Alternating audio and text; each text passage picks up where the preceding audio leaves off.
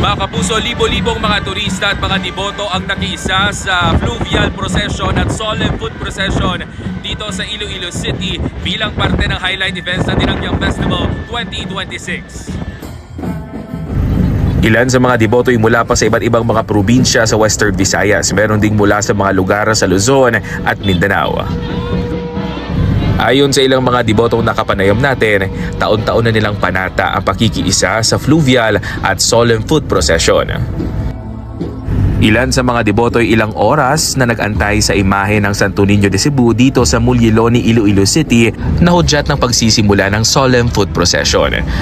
Dadaan sa mga pangunahing kalsada ng Iloilo City proper area ang imahe ng Santo Niño de Cebu. Dediretso naman ito sa San Jose Parish Placer kung saan isasagawa bukas ng gabi ang religious sadsad. Maliban sa iba't ibang imahe ng Senyor Santo Niño na bitbit ng mga deboto sa solemn foot procession, meron sa kanilang pinabihisan pa ng Ala Santo Niño ang kanilang mga anak at mga apo bilang panata sa Senyor Santo Niño.